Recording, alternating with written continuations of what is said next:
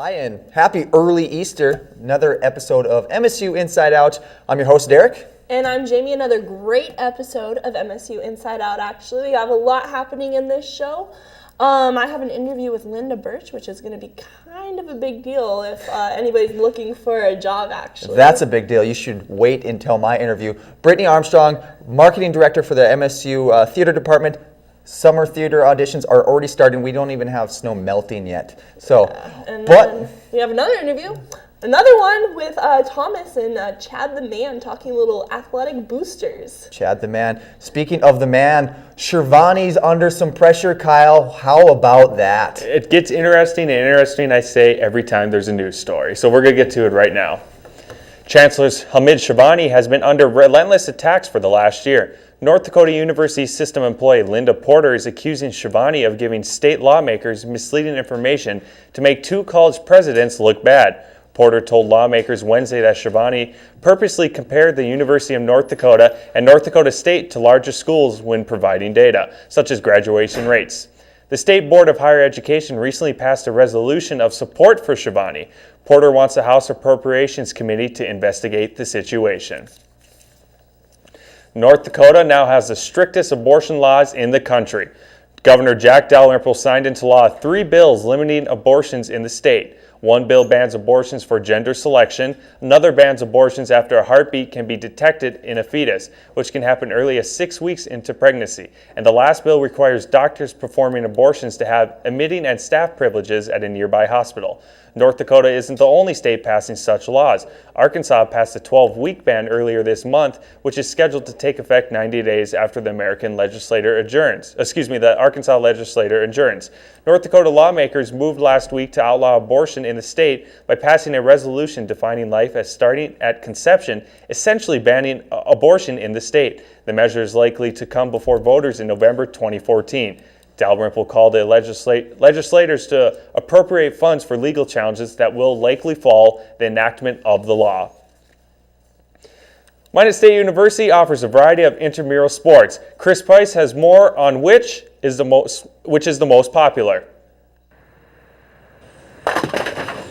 Flashing lights, loud music, and a little bit of competition is what gets students going on a Monday night. Intramural bowling is the favorite among MSU students. They arrive around 9 p.m., lace up, and start to warm up.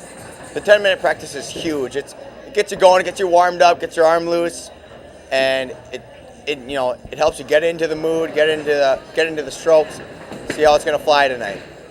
Bowling not only adds a competitive aspect to one's Monday night, it also adds a social value as well. Some students say the best chances to form a team are within your dorm, or to simply be a backup. Well, they already had the team, but some people don't go a lot, so I just kind of joined. I'm not really on the team, but I bowl as a replacement. Intramural bowling veterans know how popular the league is, but many freshmen approach it with less than average expectations. I know last year when I came to Minot State and one of the upperclassmen said, "Hey, you got to be on my bowling team," I kind of looked at them funny, and they said, No, bowling's the cool thing to do here. And so I came up here, and it really is one of the most popular events, I think, at Minot State. You know, we've got 40 teams of 4 students on each team. That's a lot of students up here having fun every Monday night. And it's just kind of a good way to make sure that you don't get a case of the Mondays. Intramural bowling is soon coming to an end. That will keep me from practicing my form for next year.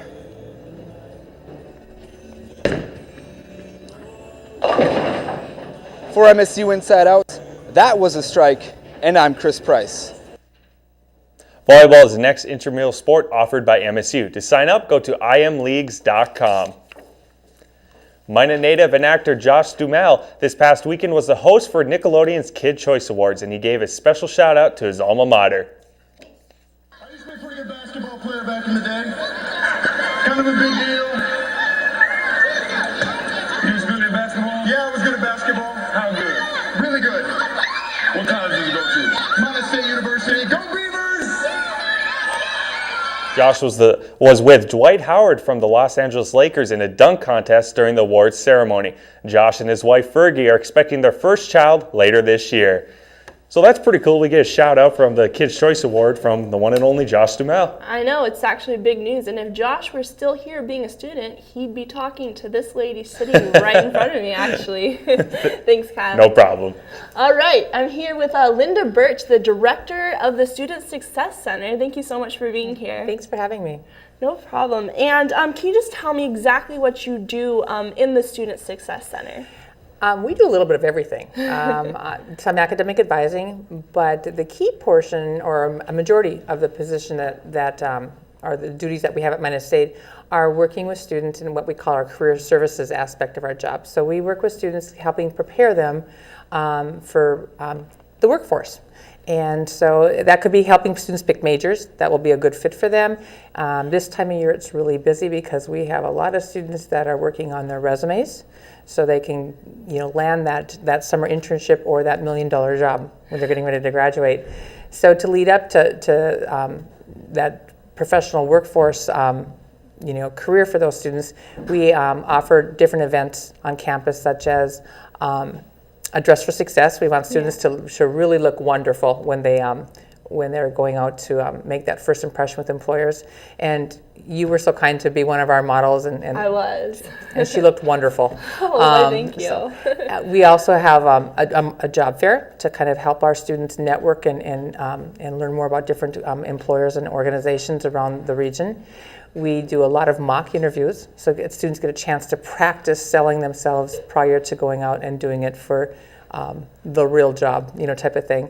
And so it's been a busy spring working with students on getting them to look good on that piece of paper, the resume, but also getting them to get ready for graduation and for the workforce. Yeah, you've been really busy, and even picking out classes now. That's probably, I know that you're my academic advisor there for a little bit, and hopefully you can help me pick out that $1 million Exactly. job. So what exactly do students need to know? I know we talked a little bit about for interviews, isn't it just you go in and you say, give me the job? Oh, if it were that easy, that would be so nice. Right. No, you really need to go in and sell yourself. And depending on the industry, there's some competition. And so we're really working hard with our students to really put their best foot forward so that they really can be kind of the top of the pool when it comes to the resume selection to the interview, but also the top of the pool at the end of that interview as well. So we try and work with students on how to sell themselves. And I know a lot of our students are really shy about that. They don't want to brag about themselves. Out there. Yep, but we teach them how to do that so they're not coming across as too arrogant or too cocky, but also impressing the employer at the same time. Okay, and where exactly are you located on campus? Our office is in a prime location. We're on the Student Center. So we are on the second floor of the Student Center, right across from the Beaver Dam.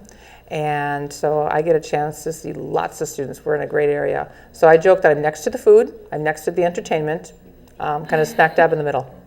Okay, well, perfect. And I hear that you have candy in your office at all times. Is the word on the street? Yes.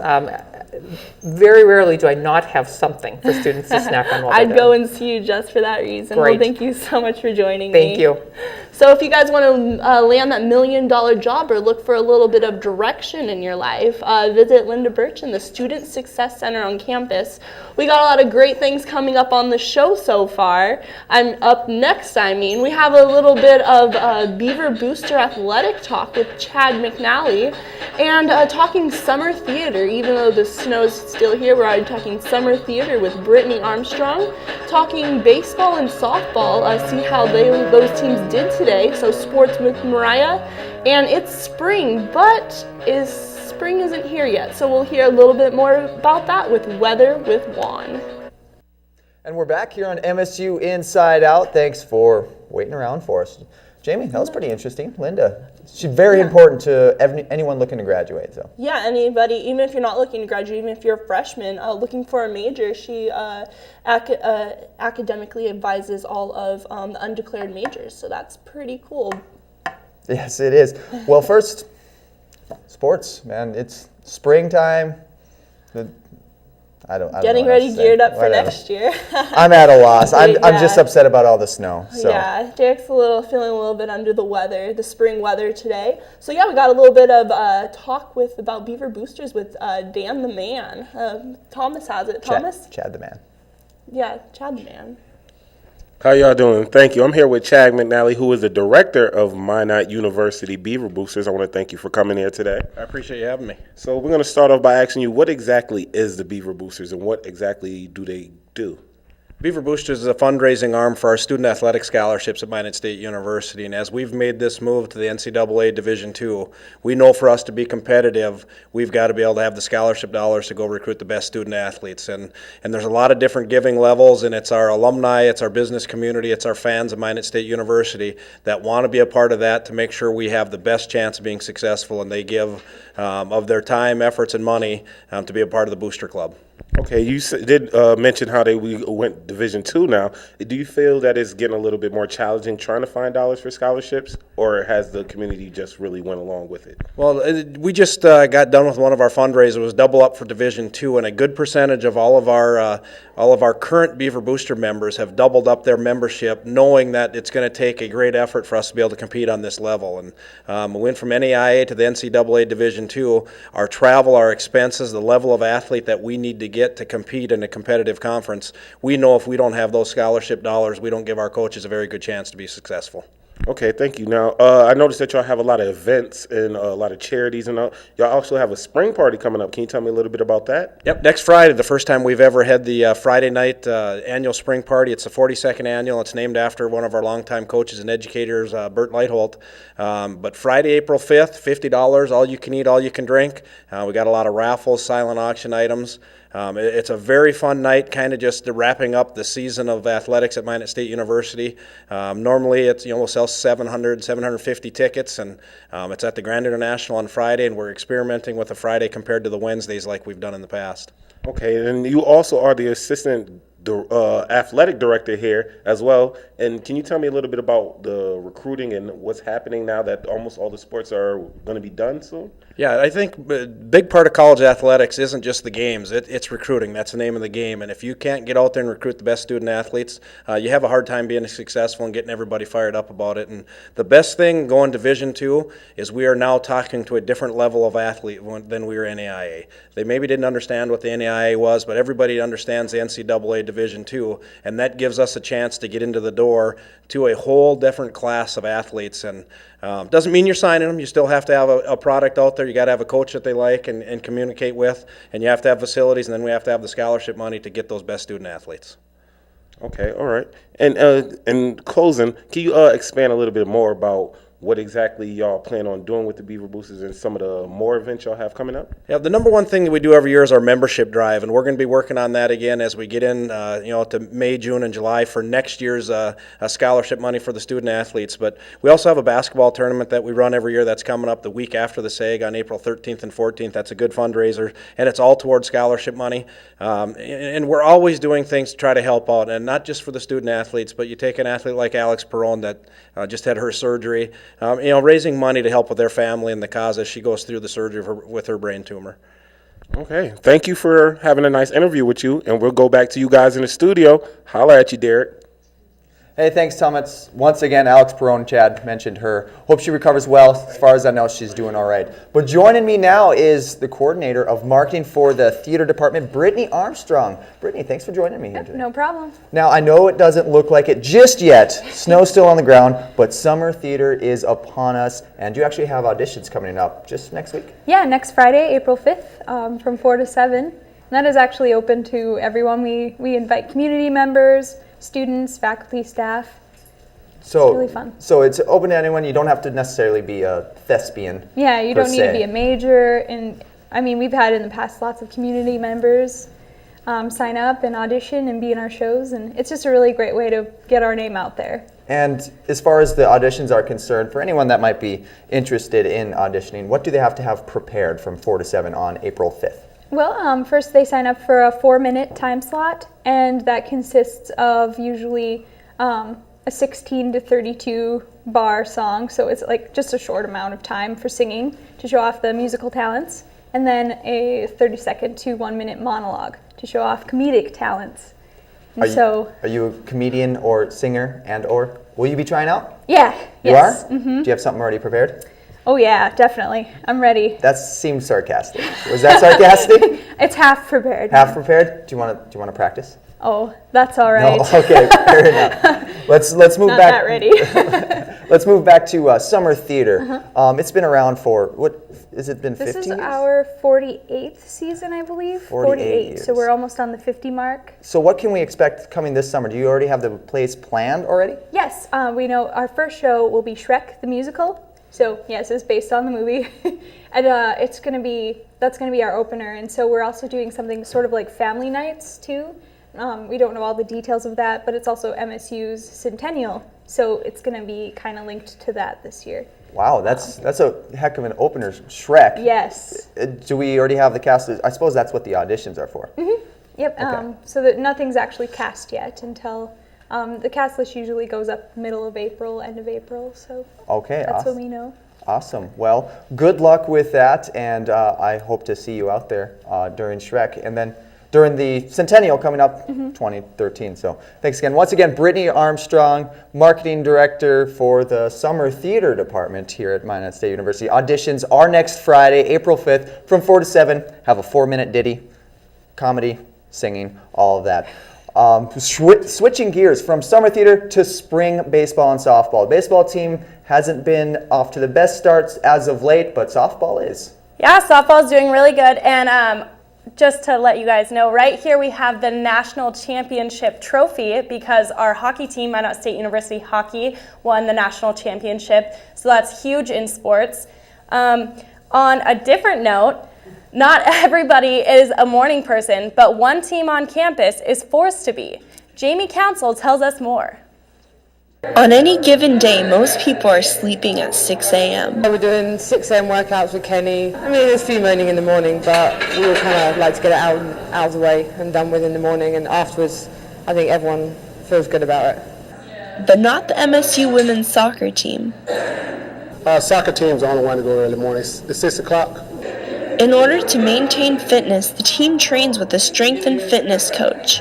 In only its third year of being a program at Minot State, the women's soccer team feels it has something to prove. Once you get here, once you're done, it refreshes you for the day. Maybe that's what motivates them to leave their beds before the sun is even up. Most of them come in, they half sleep, but once they get going, they're going. Week in and week out, these girls are training for a higher fitness level that will benefit them on the pitch. See some of the girls improving already. They're getting bigger, we're getting stronger, more physical, and that's definitely what we need, especially if we're hoping to go to nationals again next year. Last season, they won the Northern Sun Conference Tournament and made it to nationals. But they aren't content with just one season of success.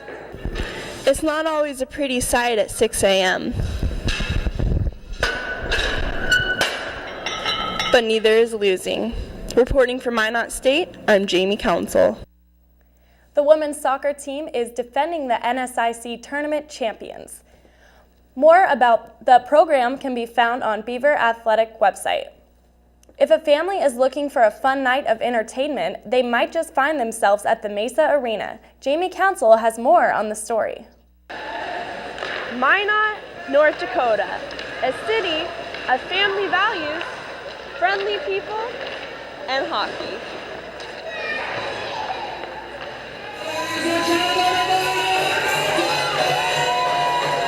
The Minot Minotauros are new to the city and immersing themselves in the community while trying to build a competitive program. A lot of hockey fans in Minot, and it's, they've supported us well. We try to give back to the Youth Hockey Association by getting out and skating with them and practicing with them and stuff. So, it's a win-win for both us, I think, in the hockey community to have junior hockey or college hockey in Minot. It's a big deal, and it's nice for us at the junior college level to give back a little bit. The Minotauros compete in the NAHL, which is for young players looking to play at the NCAA level. There's a great atmosphere that caters to the young, the old, and those stuck in between.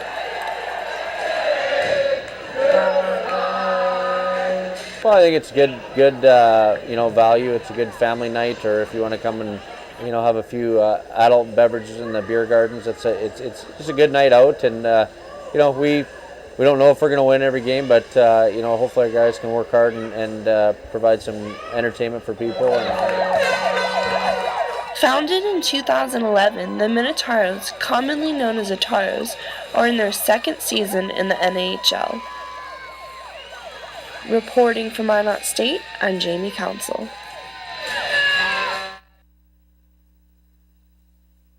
Complete schedule can be found online. The Minot State University softball team is starting off their season the right way. The Beavers came into today with 2 NSIC victories over rivals University of Mary at 11-2 and 12-2 in just 5 innings. This brings their season record to 20-1. Minot State will play both of their scheduled home games on University of Mary's campus Friday and Saturday. The Lady Beavers play the University of Sioux Falls Friday at 3 and 5, and then battle Southwest Minnesota State Saturday at 3 and 5 p.m. The MSU baseball team comes into today's games with an 8-6 record. The Beavers fall in Game 1 of the doubleheader against Winona 8-2. They lose their second game in a close one, final score of 8-6. The Beavers will face St. Cloud State on Joe Faber Field on the 6th and 7th. Well, although spring sports are still going on, it's still a little bit chilly out there, so I think you guys are going to toss it to Juan? Well, not yet. We getting ahead of us, Mariah. Whoa, calm down there. Let's congratulate our softball team real quick. 21, that's pretty awesome. I mean, and they don't get any home games for 2 weeks now. Yeah, they were scheduled to have some home games, but they were moved to Bismarck because of the weather. Yeah. Bummer.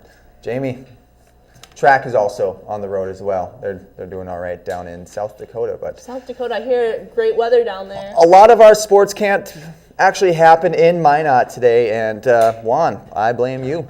You should blame me. I gave that prediction that spring was coming in 1 week last week, and that has miserably failed. We are still sitting well below our regular average of 42 degrees, and we actually have some possible flood coming. So let's go take a look at that over at the Weather Center. All right. Goodbye. All right, first thing I have up for you right now is the possible flooding going on. This is in Renville County and Ward County. We're kind of sitting in this orange spot a little bit here, and that's about 10.5 feet. But once it gets to 12, we're going to start seeing some very heavy rural land flooding. So that means all the farmers and all the people around the edges of the river north of Minot may see some heavy field flooding. If they have a house next to it, they may need to start sandbagging. Taking a look at the temperature right now, Minot's at about 22 degrees. The wind, not much a factor at all. Humidity's at 85. I think I saw that bump up to about 92, and you can see that from the fog this morning. It was freezing all over the trees and looking really nice this morning. Sunrise was about 7:31, and sunset's at about 8:10. The sun doing the work. It is actually melting all the roads and melting all the sidewalks, and we're seeing some very cold nights, so that may cause a problem here in the future. We're looking at Friday temps here. Grand Forks and Fargo looking very nice, 37 and 40. But when we get over here to the west, we're going to see a very, very large wintry mix. We're talking snow, we're talking sleet, and we're maybe talking a little bit of freezing rain. Freezing rain in the morning, maybe some rain in the afternoon once the temperatures get up a little bit, but sleet and rain and very nasty weather coming up all weekend actually. Minot, as you can see, the temperatures are going to be in the low 20s. Far from that 42 degree average. Let's go ahead and take a look at, we are on Friday night here. This rain and sleet is going to continue throughout the night. 20% in Minot, 30 in Bismarck, 20 in Dickinson. Very cold night. We're going to have a wintry mix again. We may see some rain. There will be definitely sleet and maybe a little bit of snow here. And looking at Saturday here, we're going to go ahead. There's going to be snow and a wintry mix that we're going to keep seeing that snow. We're going to keep seeing that sleet, and it's going to be all across the state on Saturday. 10% in Grand Forks, 30 in Fargo, 20 basically the rest of the way around, but it's still going to be very nasty. Maybe some sleet and maybe some snow.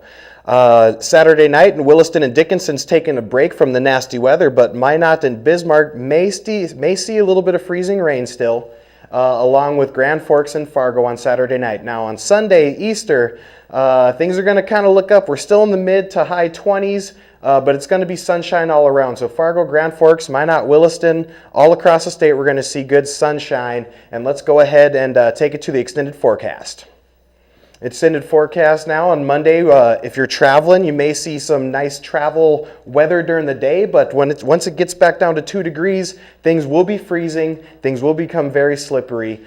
So be careful at night and during colder temperatures. Tuesday, you're going to see a high of 30, low of 16. And Wednesday, we're going to see a high of 37 and a low of 17.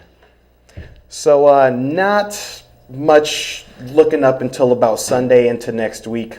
Why should I believe you? You shouldn't believe me. 37 looks nice, though. It does look nice. Yeah. But it was And supposed to be 40 we may have a nice sunny Easter because the sun's very intense. Even though it says 22 degrees, as long as that sun's out, it's going to feel a little warmer than it actually is. And sports teams are still going to have practice no matter what because they actually shoveled the turf. So hopefully it's warmer weather. Well, hopefully the snow will stay off for the sports teams, especially here in the spring. Yeah. Thanks, guys. Yeah. Thanks, Juan. All right, thanks, Juan. And I just feel like I'm surrounded by sports here. I got the trophy right behind me, and not to mention my athletic build. That's the second thing I was getting there. And they're actually honoring the team on Wednesday in the Beaver Dam at 12:15. So great show today. Yep, Lincoln Park, Castle of the Glass will be our song of the week, and that's going to take us out. Thanks, you guys. Happy Easter.